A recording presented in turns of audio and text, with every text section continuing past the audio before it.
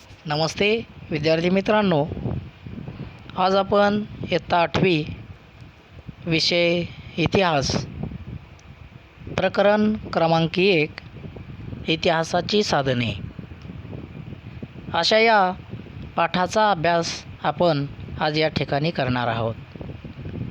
की अगदी आपल्याला माहीत आहे की इतिहासाची साधनं आपण कशाला म्हणतो, तर ज्या साधनांच्या आधारे आपल्याला इतिहास हा कळत असतो की अशा या साधनांना इतिहासाची साधनं असं म्हटलं जातं.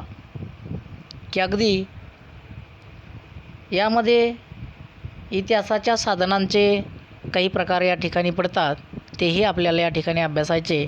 की जसं प्राचीन आणि मध्ययुगीन भारताच्या इतिहासाच्या साधनांचा अभ्यास आत्तापर्यंत आपण केलेला आहे.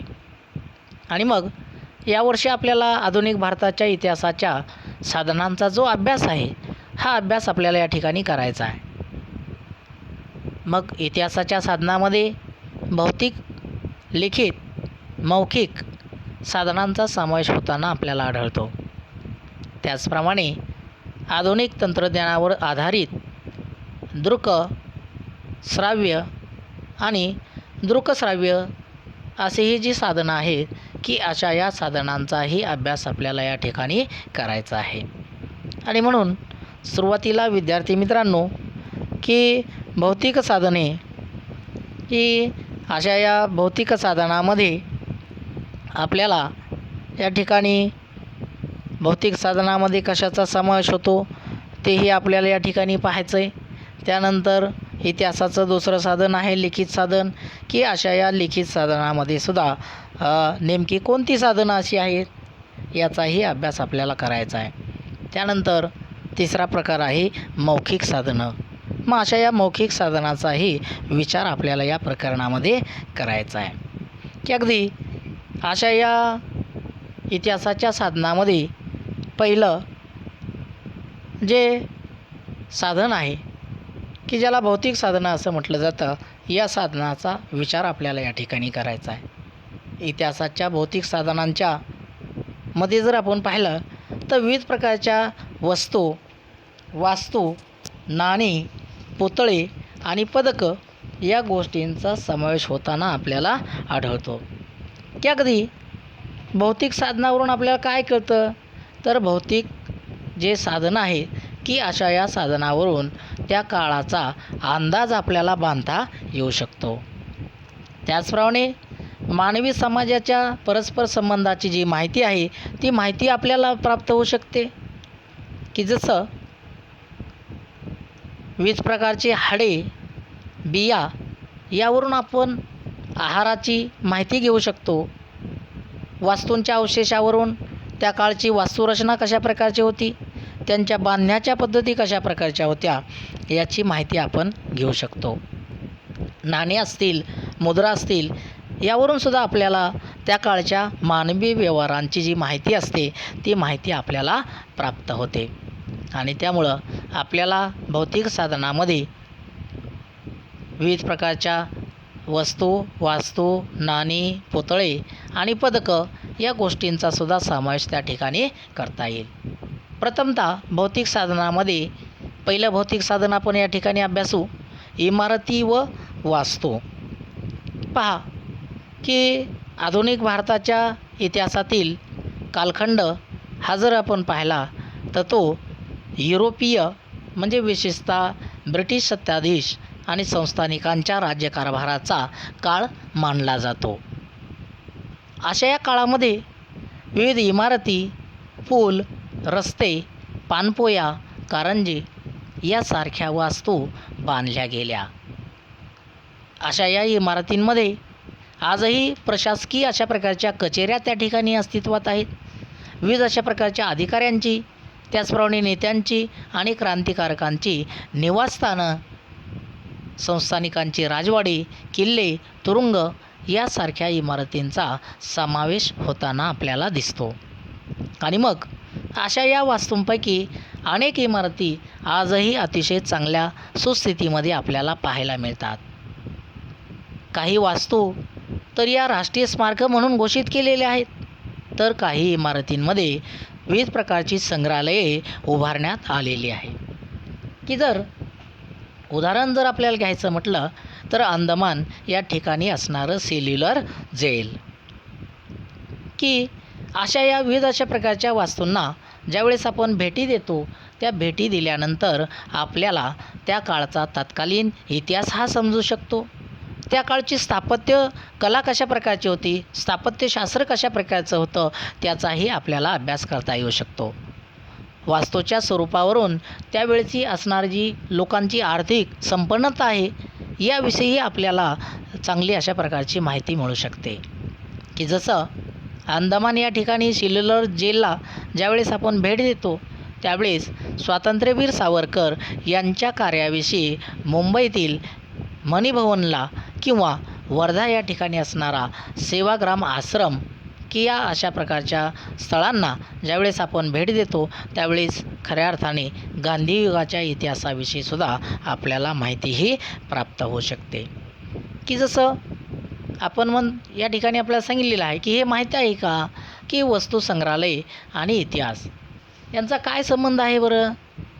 की इतिहासाच्या अभ्यासासाठी वस्तू संग्रहालयामधून विविध अशा प्रकारच्या वस्तू, चित्रे, छायाचित्रे यासारख्या विविध अशा प्रकारच्या गोष्टींचं जतन हे वस्तू संग्रहालयामध्ये केलेलं असतं. जर आपण पुण्याला गेलो तर त्या ठिकाणी आगा खान पॅलेस नावाची इमारत आहे. त्या ठिकाणी गांधी स्मारक संग्रहालयामध्ये आपल्याला महात्मा गांधीजीच्या वापरामधील अनेक वस्तू आणि कागदपत्र आजही त्या ठिकाणी आपण पाहू शकतो. म्हणजेच एकंदरीत जर आपण पाहिलं तर अशा या इमारती किंवा ज्या वास्तू आहे की अशा या इमारती आणि वास्तूवरून सुद्धा आपल्याला अतिशय चांगला अशा प्रकारचा त्या काळचा इतिहास हा समजू शकतो. त्यानंतर आपल्याला भौतिक साधनामध्ये दुसरं साधन पाहायचं आहे पुतळे आणि स्मारके. की अगदी स्वातंत्र्यपूर्व त्याचप्रमाणे स्वातंत्र्योत्तर जो काळ आहे की अशा या काळामध्ये अनेक व्यक्तींची स्मारकं पुतळ्यांच्या रूपामध्ये उभारली गेली आणि मग हे पुतळे देखील आधुनिक भारताच्या इतिहासाच्या अभ्यासाच्या दृष्टीने अतिशय महत्त्वाचे आहेत. विविध अशा प्रकारच्या पुतळ्यावरून आपल्याला त्या काळातील राज्यकर्ते, समाजातील प्रतिष्ठित अशा प्रकारच्या व्यक्ती यांच्याविषयी आपल्याला माहिती मिळत असते. की अगदी विविध प्रकारचे जे पुतळे असतात की अशा या पुतळ्यांच्या दर्शनी भागावर जर आपण पाहिलं तर अशा या व्यक्तीचं जे पूर्ण नाव आहे ते पूर्ण नाव त्यावरती लिहिलेलं असतं. अगदी या दर्शनी पाटीवरती त्या व्यक्तीचा जन्म केव्हा झाला याचीही नोंद असते. त्या व्यक्तीचा मृत्यू केव्हा झाला याचीही नोंद त्या ठिकाणी दिलेली असते. म्हणजेच त्या व्यक्तीचं थोडक्यामध्ये असणारं जे कार्य आहे किंवा त्या व्यक्तीचा जीवनपट याविषयीची जी माहिती असते ती माहितीसुद्धा त्या पुतळ्यावरून आपल्याला मिळत असते. महात्मा ज्योतिराव फुले, लोकमान्य टिळक, डॉक्टर बाबासाहेब आंबेडकर यांच्या पुतळ्यांप्रमाणे विविध घटनांच्या स्मृतिप्रित्यर्थ उभारलेली जी स्मारकं असतात की ही स्मारकेसुद्धा संबंधित असणारी घटना, घटनेचा कालावधी, त्या घटनेशी निगडीत असणाऱ्या व्यक्ती या सर्व गोष्टींची माहिती त्या ठिकाणी देत असतात. उदाहरणार्थ विविध ठिकाणाची जी काही होतात स्मारकं आहेत ती स्मारकं आपल्याला त्या ठिकाणी सांगता येतील. की जसं जर आपण आपल्या नजीकचा असणारा जो परिसर असेल की अशा या परिसरामध्ये असणारे स्मारकं आणि पुतळे यांच्याविषयी आपण माहिती मिळवू शकतो. आणि मग ती माहिती मिळवल्याच्यानंतर अगदी त्यावरून तुम्हाला त्या घटनेची किंवा त्या व्यक्तीविषयी कोणती माहिती मिळते याची नोंद करा. की अगदी आपण आपल्या शेजारी असणारं आहे की नाही विविध अशा प्रकारचे जे काही पुतळे असतील, स्मारके असतील त्यावरून आपण त्या व्यक्तीची माहिती आपण त्या ठिकाणी प्राप्त करू शकतो. की अगदी अशा या भौतिक ही जी काही साधनं आहेत की अशा या भौतिक साधनावरून सुद्धा आपल्याला त्या काळचा इतिहास हा अतिशय चांगल्या प्रकारे प्राप्त होऊ शकतो.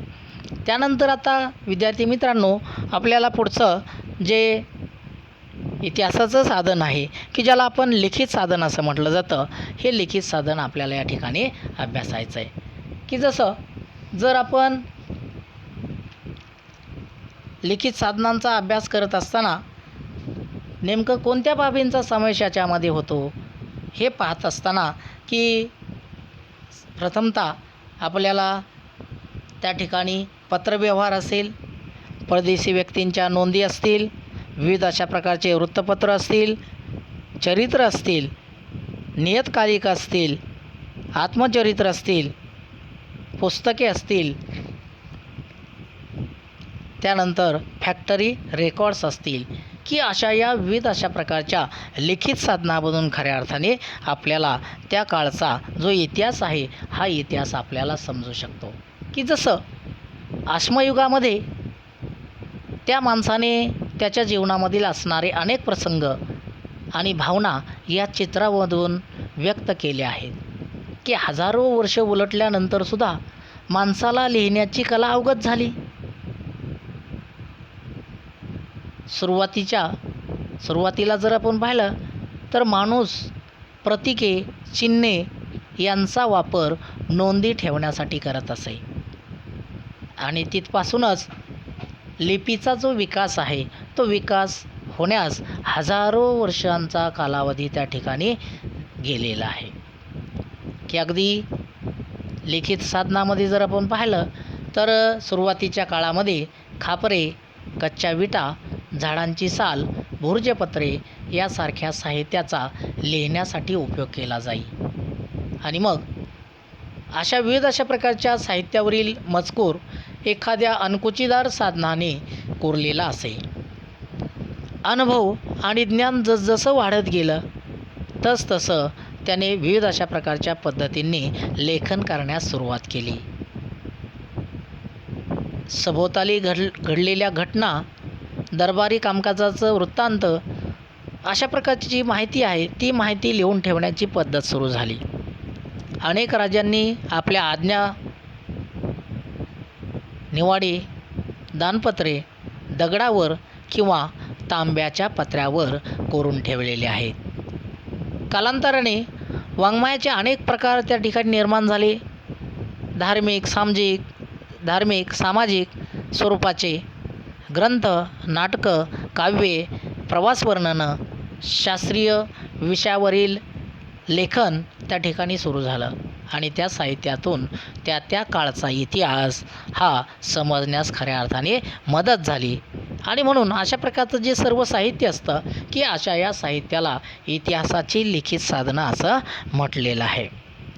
की अगदी यामध्ये आपण लिखित साधनामध्ये वृत्तपत्र आणि नियतकालिके की अशा या वृत्तपत्र आणि नियतकालिकांविषयी आज आपण या ठिकाणी अभ्यास करणार आहोत. की अगदी त्यामध्ये जर आपण पाहिलं तर वृत्तपत्रामधून आपल्याला त्या काळच्या समकालीन ज्या घटना आहेत की अशा या घटनांविषयी आपल्याला जी माहिती असते ती माहिती मिळत असते. त्याचबरोबर कुठल्याही एखाद्या घटनेचं सखोल अशा प्रकारचं विश्लेषण आपल्याला वृत्तपत्रामधून पाहायला मिळतं. विविध अशा प्रकारच्या मान्यवरांची मतांतरे हे आपल्याला वाचायला मिळतात. विविध अशा प्रकारचे अग्रलेख प्रसिद्ध होत असतात की आपल्याला त्या काळातील राजकीय, सामाजिक, आर्थिक, सांस्कृतिक घडामोडींची जी माहिती असते ती माहिती आपल्याला प्रामुख्याने मिळत असते. की जसं स्वातंत्र्यपूर्व काळामध्ये ज्ञानोदय असेल, ज्ञानप्रकाश, केसरी, दीनबंधू, अमृतबाजार पत्रिका यासारखी वृत्तपत्रे लोकजागृतीची महत्त्वपूर्ण साधने होती. आणि मग अशा या वृत्तपत्रांच्याद्वारे आपल्याला ब्रिटिश सरकारची भारताविषयीची जी धोरणं होती ती धोरणं, त्यांचं भारतावरील झालेले परिणाम या गोष्टींचा अभ्यास आपल्याला करता येऊ शकतो.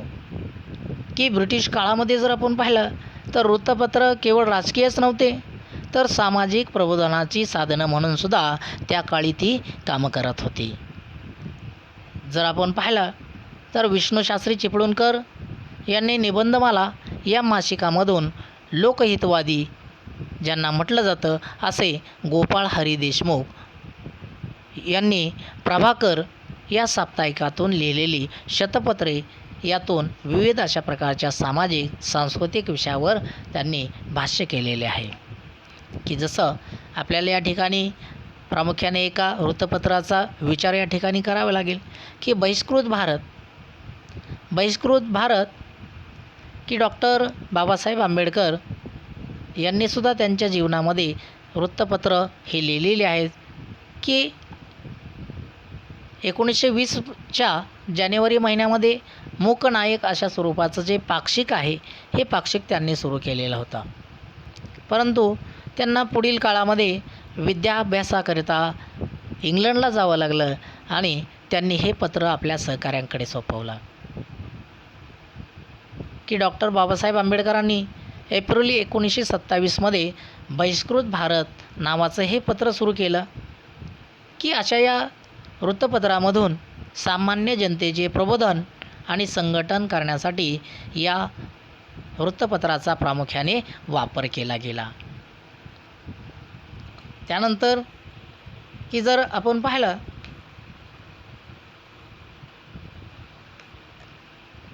पुढचा लिखित जी काही साधनं आहे की अशा या लिखित साधनामध्ये नकाशे आणि आराखडे की नकाशे आणि आराखडे यावरून सुद्धा आपल्याला त्या काळचा जो काही इतिहास आहे हा इतिहास आपल्याला समजू शकतो. की त्यामध्ये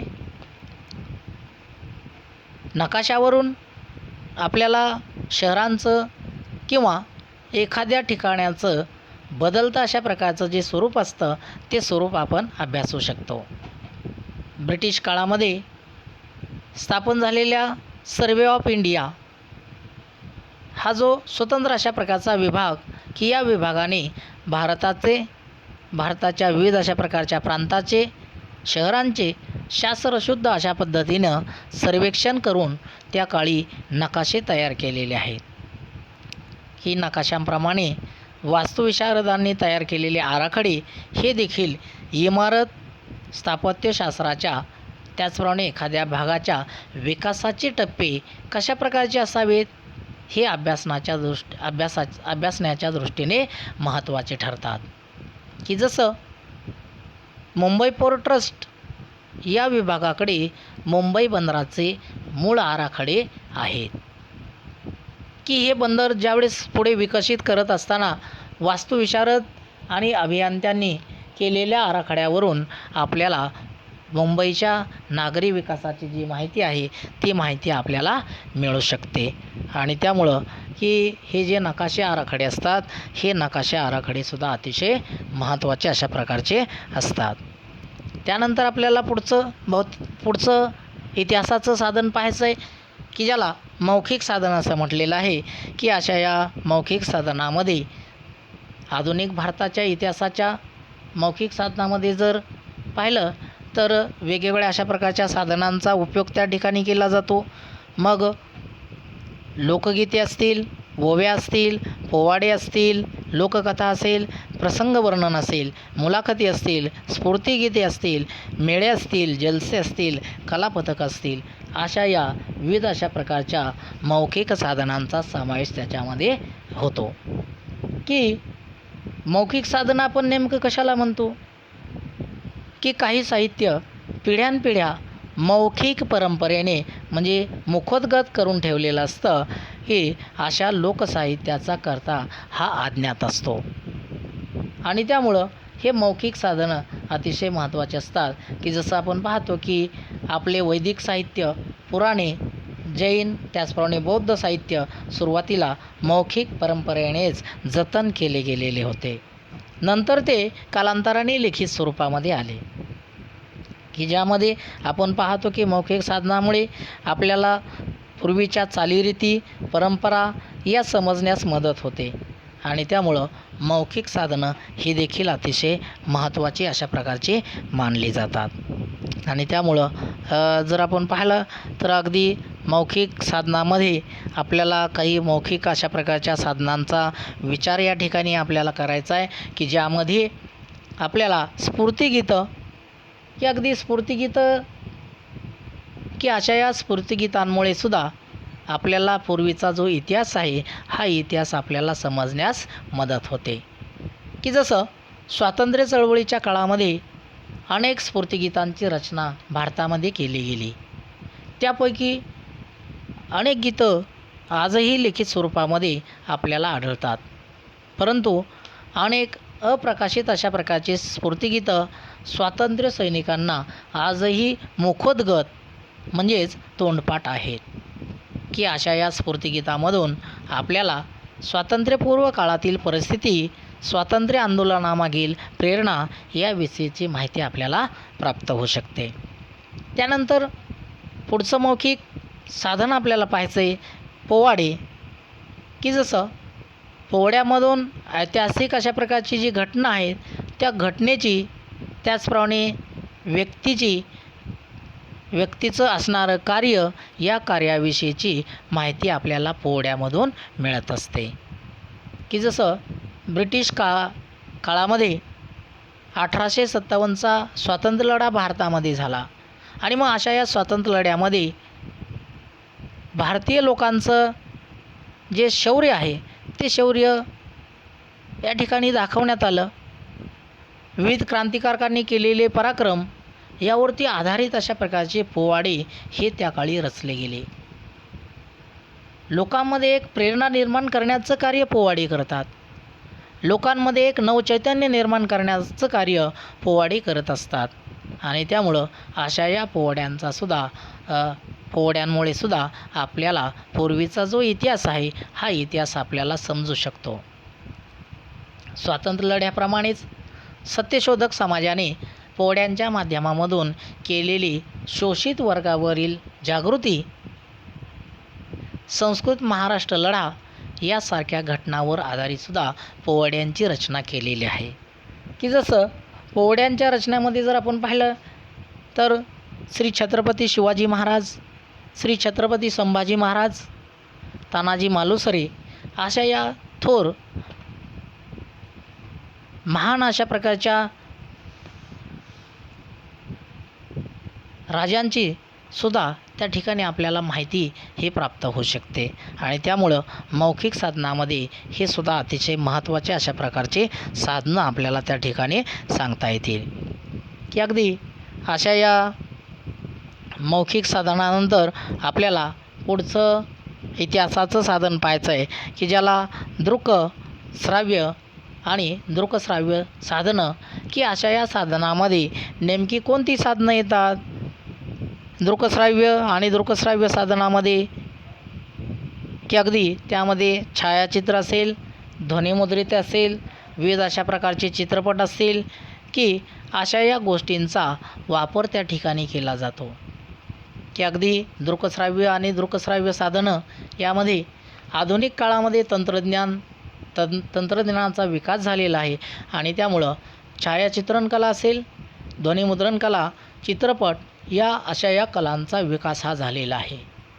आणि त्यामधूनच निर्माण झालेली छायाचित्र, ध्वनिमुद्रिते की ज्याला आपण रेकॉर्ड्स असं म्हणतो, चित्रपट यांचा वापरसुद्धा इतिहासाचे साधने म्हणून करता येऊ शकतो. अशा या दृकश्राव्य आणि दृकश्राव्य साधनामध्ये पहिलं साधन आपल्याला सांगितलेलं आहे छायाचित्रे. की अगदी छायाचित्रे ही आधुनिक भारताच्या इतिहासाची दृक स्वरूपाची साधनं आहेत. दृक म्हणजे पाहणे. आणि मग ही अगदी छायाचित्रण ही जी कला आहे की अशा या कलेचा शोध लागल्यानंतर विविध प्रकारच्या व्यक्ती, घटना, त्याचप्रमाणे वस्तू, वास्तू यांची छायाचित्रे काढण्यात येऊ लागली. अशा या छायाचित्रामधून आपल्याला व्यक्ती, त्याचप्रमाणे प्रसंग जसे होते किंवा घडले त्याची दृश्य अशा स्वरूपामध्ये माहिती आपल्याला मिळू शकते. मध्ययुगीन काळामध्ये व्यक्ती कशा दिसत होत्या किंवा घटना कशा प्रकारच्या घडलेल्या असाव्यात याची चित्र उपलब्ध आहेत. पण अशा प्रकारची चित्रे किती विश्वसनीय आहेत याबाबत प्रश्न उपस्थित केले जातात की त्या तुलनेमध्ये छायाचित्रे ही अधिक विश्वसनीय मानली जातात. व्यक्तींच्या छायाचित्रावरून ती व्यक्ती कशा प्रकारे दिसत असावी, त्या व्यक्तीचा पेहराव कशा प्रकारचा असावा याविषयीची माहिती आपल्याला मिळते. प्रसंगाच्या छायाचित्रांमधून संबंधित प्रसंग नजरेसमोर उभा राहतो, तर वास्तू किंवा वस्तूच्या छायाचित्रामधून त्याचं स्वरूप कशा प्रकारचं असावं हेही त्या ठिकाणी आपल्याला लक्षात येतं. आणि म्हणून की अगदी दृक हे जी साधनं आहेत की अशा या दृक साधनामध्ये हे साधन अतिशय महत्त्वाचं अशा प्रकारचं साधन आहे, तेही आपण या ठिकाणी अभ्यासलेलं आहे. त्यानंतर आपल्याला पुढचं साधन पाहायचं आहे की ज्याला आपण ध्वनिमुद्रिते किंवा जे रेकॉर्ड्स असं म्हटलं जातं की अशा या रेकॉर्ड्स काय आहेत की जशी छायाचित्रण कला आहे की अशा या कलेप्रमाणेच ध्वनिमुद्रण तंत्राचा सुद्धा शोध हा महत्त्वाचा आहे. ध्वनिमुद्रिते किंवा ज्याला आपण रेकॉर्ड्स असं म्हटलं जातं ही इतिहासाची श्राव्य स्वरूपाची साधनं आहेत. म्हणजे ही अशा या साधनांच्याद्वारे आपण त्या काळचा जो इतिहास आहे तो इतिहास आपण ऐकू शकतो. की आधुनिक काळामध्ये नेत्यांनी किंवा महत्त्वाच्या व्यक्तींनी केलेली भाषणं, गीते ही ध्वनिमुद्रित स्वरूपामध्ये उपलब्ध आहेत. त्यांचा वापर सुद्धा आपण इतिहासाची साधनं म्हणून केला जाऊ शकतो. उदाहरणार्थ स्वतः रवींद्रनाथ टागोरांनी गायलेलं जन गण मन हे राष्ट्रगीत किंवा सुभाषचंद्र बोस यांचे भाषण यांचा वापर आधुनिक भारताच्या इतिहासाच्या अभ्यासात श्राव्य साधन म्हणून आपण त्या ठिकाणी करू शकतो. आणि त्यामुळं की अशा प्रकारची ही जी ध्वनिमुद्रित आहे की अशा या रेकॉर्ड्सवरून सुद्धा आपल्याला त्या काळचा जो इतिहास आहे हा इतिहास आपल्याला समजू शकतो. त्यानंतर आपल्याला पुढचं जे साधन आहे की अशा या साधनाचा विचार करत असताना की दृक आणि श्राव्य या दोनही गोष्टी त्यामध्ये अंतर्भूत आहेत की ज्याला आपण चित्रपट असं म्हटलेलं आहे. पहा विद्यार्थी मित्रांनो, चित्रपट हा एक आधुनिक तंत्रज्ञानाचा एक आगळा वेगळा अशा प्रकारचा आविष्कार आहे की 20व्या शतकामध्ये चित्रपट तंत्रज्ञानामध्ये खूप मोठ्या प्रमाणामध्ये प्रगती झाली. की सुरुवातीच्या काळामध्ये जर आपण पाहिलं तर ब्लॅक अँड व्हाईट अशा प्रकारचे चित्रपट पुढे आले. कालांतराने रंगीत अशा प्रकारचे चित्रपट या ठिकाणी सुरू झाले. की अगदी सुरुवातीला दादासाहेब फाळके यांनी 1913मध्ये भारतीय चित्रपटसृष्टीची मुहूर्तमेढ रोवली. भारतीय स्वातंत्र्यलढ्यामधील दांडी यात्रा, मिठाचा सत्याग्रह, चलेजाव आंदोलन यासारख्या ऐतिहासिक जे प्रसंग आहेत त्या प्रसंगाच्या ध्वनिचित्रफिती आजही आपल्याकडे उपलब्ध आहेत. अशा या चित्रफितींमुळे त्या काळी घडलेल्या ज्या घटना आहेत त्या घटना आपल्याला जशाच्या तशा पाहायला आणि ऐकायला मिळतात. त्यामुळं हे अगदी चित्रपट हेही इतिहासाचं अतिशय महत्त्वाचं अशा प्रकारचं साधन आहे असं आपल्याला म्हणता येईल. की अगदी प्राचीन आणि मध्ययुगीन काळाच्या तुलनेमध्ये आधुनिक भारताचा इतिहास करण्यासाठी विपुल अशा प्रमाणामध्ये विविध अशा प्रकारची साधनं आज आपल्याकडे उपलब्ध आहेत. अशा या कालखंडातील भौतिक साधनं बऱ्याच प्रमाणामध्ये आजही सुस्थितीमध्ये आहेत. की अभिलेखागारामध्ये जतन करून ठेवलेले अनेक लिखित साधनंही आज आपल्याकडे उपलब्ध आहेत. लिखित साधनांचा वापर करत असताना ते विचार कोणत्या विचारांनी प्रेरित आहेत, एखाद्या घटनेकडे पाहण्याचा साधनकर्त्याचा दृष्टिकोन काय आहे हे मात्र आपल्याला तपासून घ्यावं लागतं. म्हणजे अशा साधनांची जतन करणे अतिशय आवश्यक असतं. ऐतिहासिक साधनांचे जतन केल्यामुळे इतिहासाचा हा समृद्ध अशा प्रकारचा वारसा आपल्याला भावी पिढ्यांकडे सोपवता येऊ शकतो आणि त्यामुळं अगदी अशा या साधनांचा जो विचार आहे तो विचार करणं अतिशय गरजेचं असतं. या साधनामुळे आपल्याला कित्येक वर्षांचा जो काही इतिहास आहे हा इतिहास आपल्याला प्राप्त होऊ शकतो आणि त्यामुळं इतिहासाची साधनं ही अतिशय महत्त्वाची अशा प्रकारची साधनं असतात आणि त्यामुळं अशा या इतिहासाच्या साधनांचा जतन करून ठेवणं अतिशय गरजेचं असतं. धन्यवाद.